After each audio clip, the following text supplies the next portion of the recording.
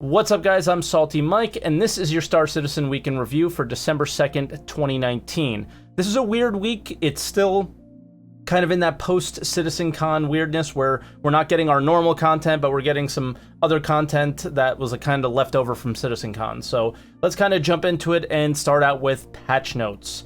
And we did get a patch this week. It was a 3.8 Evocati patch, and that's really as far as I can go with the discussion on that. As some of you may know, I'm part of the Evocati test flight. Not a very active member, but I am a member of it. And yeah, I can't really share my experiences there, and that includes the patch notes. So we won't be talking about that much here, but that kind of brings me to a topic discussion that I'd like to ask you pretty early on in the video, and you can leave a comment below, is what do you guys think about the leaks? For me, the leaks from like the data mining and things like that we got and saw on Reddit for CitizenCon actually kind of ruined CitizenCon for me. So obviously there's like Evocati leaks and things like that as well. But yeah, I'm just kind of curious, like, what do you guys think about that? It's our quarterly, what do you think about leaks question, because I don't know, they really bother me sometimes and they're kind of useful other times. So yeah, sort of kind of leaving that question up to you.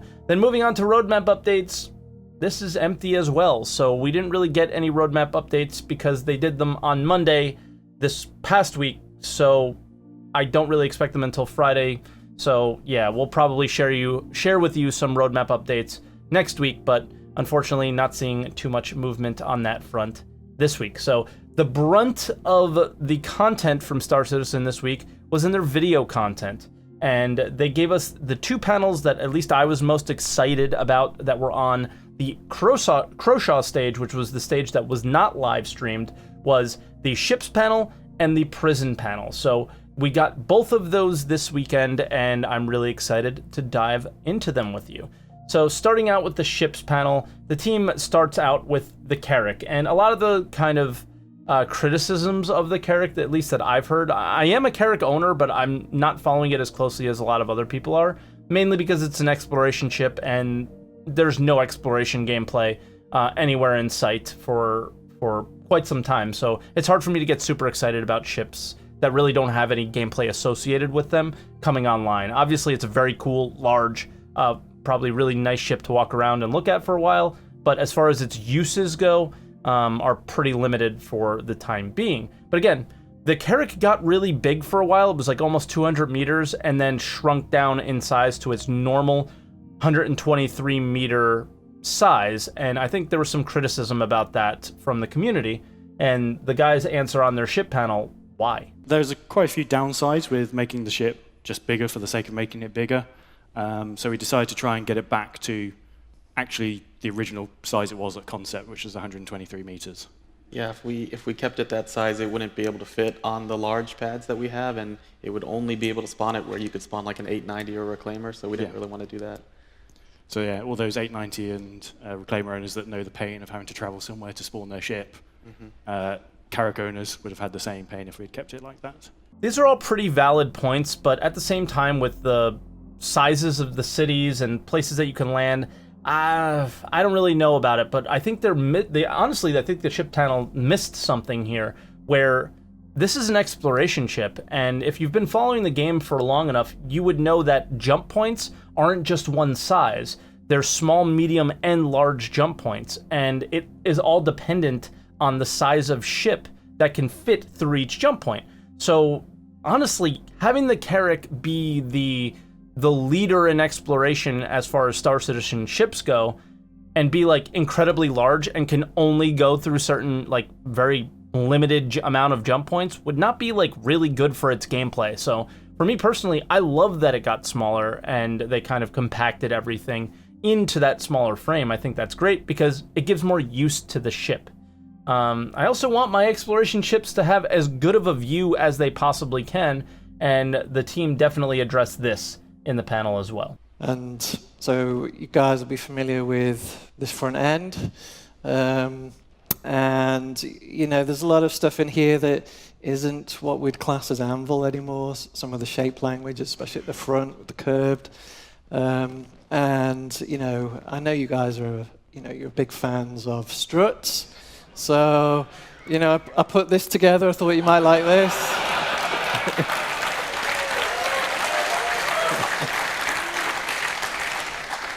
You know, but joking aside, and as you will have seen in today's demo already, it's going to something a lot cleaner, basically. So, not a ton to say there, other than that's a really good improvement on the initial design there. And then the guys kind of go away from the Carrack and talk about two ships that we have heard of, but some little differences on them. Now, at the time, we didn't have the Pisces, right?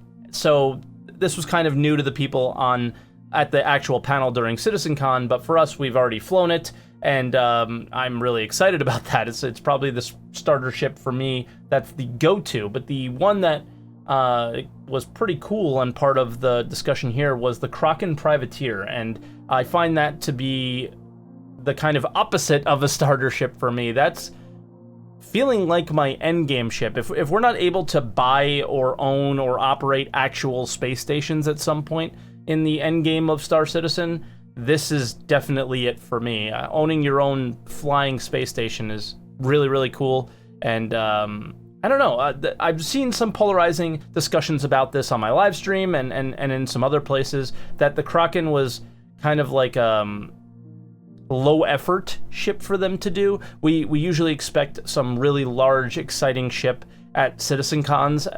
You know, obviously it's a high ticket price ship, and you expect them to put in a lot of effort into those. And this does somewhat feel low effort in comparison to a lot of the other ships in the past, but I'm kind of giving them the Squadron 42 pass this year on a lot of things. So for me, I don't think it's that really that big of a deal. I think it's such a small percentage of the community that would even be buying this anyway, that anyone that really feels upset, I doubt they were going to buy it anyway. I just think they feel like having an opinion. But anyway, leave your comments below. Let me know what you think. And yeah, it does feel low effort, but it's also kind of really exciting and also really obvious to do something like a flying station for me. So yeah.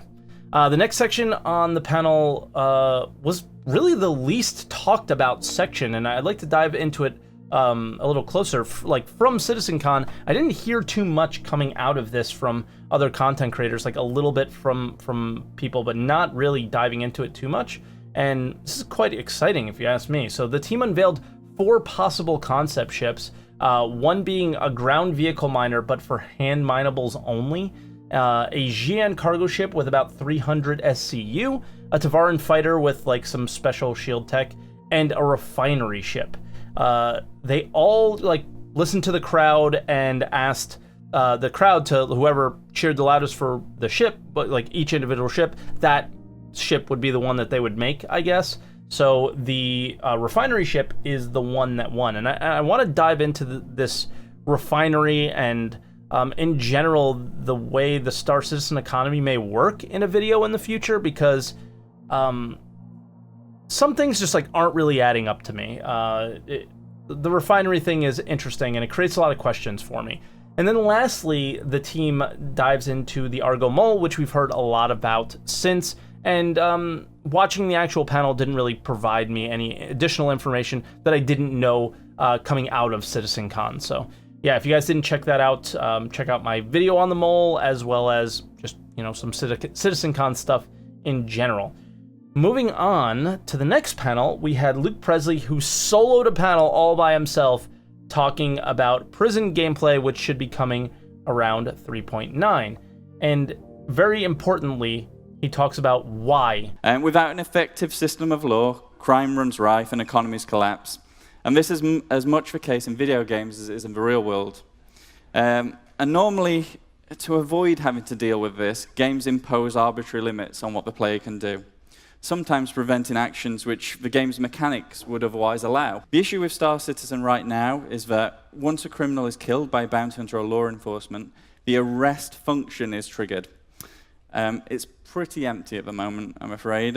All it currently does is remove the crime stat from players. You receive no punishment, and your victims can't be satisfied that justice has been served. And the thing that really resonated with me is that games restrict your actual gameplay, and that like things that you can do normally in certain places you can't do in others, very similar to the armistice zones that we have now, that we're having the expectation of them going away in the near future, and I think prisons may be the beginning of the end of those.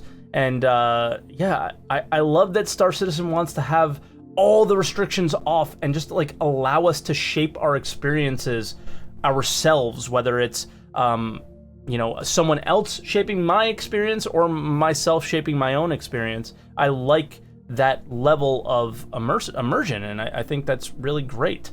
So yeah, I think that's awesome. But there has to be punishment as well if people are doing some sort of wrongdoing.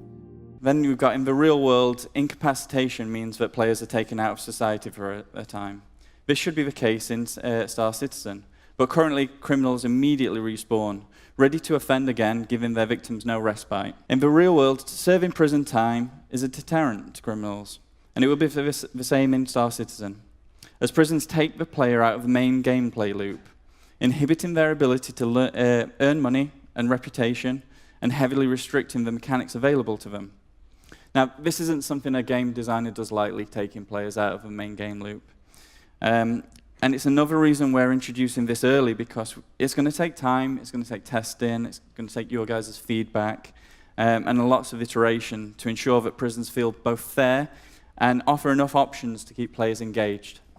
Now, I really like that they're not taking this lightly. It's very important that you're taking someone out of, you know, that may have only had a couple hours that day from their normal plan that they had, and creating an entirely different situation for them and taking them out of the game, basically. And I'm glad that they're not taking it lightly. I think that that's really, really important. And I think that they'll take care and make sure that this experience is as immersive and as fun as possible. I think going in, being a pirate or playing that kind of gameplay, you're gonna know the risks, and knowing that this is the risk is really good. And Luke goes into that, like, in the level of fun a little bit more here. In the real world, there are very few reasons a person would actually want to go to jail. But in Star Citizen, I'm going to make sure there's many reasons.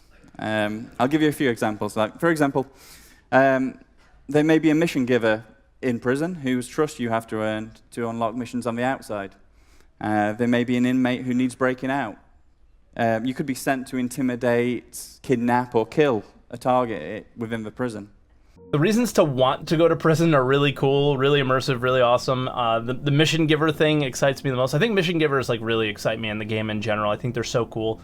And then Luke kind of takes a little break from talking about prisons and kind of showing us what the internal of the prison that we'll be playing in looks like. There's zero gameplay in this. It's just a walkthrough, basically. So I'll just kind of probably have it on the screen while we talk about this a little bit. But it really does excite me and make me feel the possibilities of a place like this and how it can, I don't know, that our time spent there isn't just lost and a waste. It's something enjoyable and fun and immersive. And yeah, I'm honestly looking forward to being like more unlawful for a few patches maybe while we try all this gameplay out. I kind of find it really fun and exciting.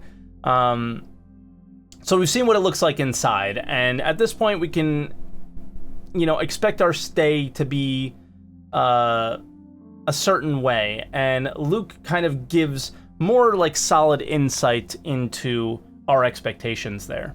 So before you can be sent to prison, you obviously have to be arrested. This occurs when a player is killed or dies in proximity of a bounty hunter or law enforcement. Of a player's prison sentence, it's not measured in time, but in a prison-specific currency called merits. From the moment the player enters the prison, and for as long as they remain well-behaved, they will accrue merits at a slow rate. For the sake of simplicity, and I'm going to massively oversimplify this, let's say that they earn 1 merit for every minute of good behavior. So if in this example a player has a 40 merit sentence, they would be in jail for 40 minutes were they to simply wait it out. But Klesher want to encourage their inmates to generate the money. So were you to pick up your prison-issued multi-tool and go mining resources for them, they would allow you to work off your sentence at a much faster rate. You could easily halve your sentence, or even more, by mining resources or doing other odd jobs for the prison. This merit system thing is really cool. I like that the harder or smarter you work, the shorter your sentence. And Luke goes into more detail on this merit system, and the possibilities, like, honestly, are endless. And I think it was more designer speak, I like to call it. Like, when a designer talks a lot of the things when they're on the videos for Star Citizen, they tend to say the things that they want to do, not necessarily the things that they know are possible and are working on currently. But it kind of created some questions for me, like, what happens when we get our merits completed, and do we just walk out, or what? Once a player has earned enough merits to fulfill their sentence, they will be told to report for processing for release, after which they will wake in their last spawn location with their previous loadout restored. Prisons will have escape routes. Players must discover these themselves and learn to navigate them. These routes will be dangerous and labyrinthine. Their purpose is to use up an escapee's oxygen. Players intent on escape will have to memorize the route if they want to make it to the surface without suffocating. Even then, it would be wise to have friends waiting in a ship. But if not, they may find means to escape by stealing one of the prison's ground vehicles. So the fact that we just spawn back in our kind of regular hab with all of our stuff that we had before is kind of interesting. It's a little kind of immersion breaking in terms of all the immersion that the prison actually brings, but I think it's nice. You've done your time, and now you're brought right back into the game that you left. So your time was done, now it's time to go enjoy the game again, and I think the escape part creates a lot of questions for me. Like, will there be a bounty on my head after I escape? Do I lose my criminal rating if I escape and haven't completed my time there? So it adds some more questions for me, and I'm looking forward to hearing more about prisons in the future, as well as playing it in 3.9. And that kind of was it for the panel for me and what I want to share. But as always, link will be in the description for the full panel. It's only half an hour. You guys should really go check it out yourselves. And then moving on to the miscellaneous updates for the week, the Intergalactic Aerospace Expo continued, and we got to see expos from Kruger, Misc, Argo Crusader was a day, and what's interesting is because it was labeled Crusader, we expected to get a ship from them, something new, exciting, some surprise, and the only surprise we got was a tweet from Zyloh showing a very difficult to see whiteboard that says Crusader Industries Ares 1212, so December 12th, look out for a new ship from Crusader Industries, I guess. I would have expected to see it at the expo, but maybe it just wasn't quite ready. Then there was the Exotics Expo, Aegis Expo, Drake, Origin, and then the Best in Show skins. So we didn't see too much new and exciting. I think a lot of people thought the expo was underwhelming this year. And yeah, I mean, it was more for people that are new to Star Citizen. There's a free fly going along with this. It allows people to try ships that they don't own and give them the opportunity to buy them and support the project. And, well, they hit 9.5 million in the month of November, and they also crossed the $250 million in funding just from backers alone. And that's quite a feat there. So I'm sure all of the news outlets are going to be talking about a $250,000 video game and saying lots of negative things about it. And I'll take this time to say, be a good person and just ignore all that kind of stuff with the Star Citizen community, or be a good community member, I guess. With the Star Citizen community, there's either you completely love it or you completely hate it. And for whatever reason, it's very difficult for either side to understand that you can, like, be somewhere in the middle. And yeah, I think a lot of times when those articles come out, the people who love Star Citizen kind of attack them when it's usually not really warranted. And then the people who really dislike Star Citizen really kind of rile up and get their pitchforks and torches out and start to get excited. And it's getting really old, you know, with the fact that the game's been in development for so long. It kind of it's getting really boring, you know what I mean? So Yeah, and I think we're going to leave it with that. I mean, the best in show skins were really cool. And yeah, so this week was weird. This week in review was weird. So leave a comment below. I apologize if it's not up to the normal week in review snuff, but the Star Citizen content wasn't really what I'm used to. So I kind of threw this together as best I could. And yeah, leave a comment below. Let me know what you thought about the show. And yeah, I'll see you guys next week, everybody. Have a good one.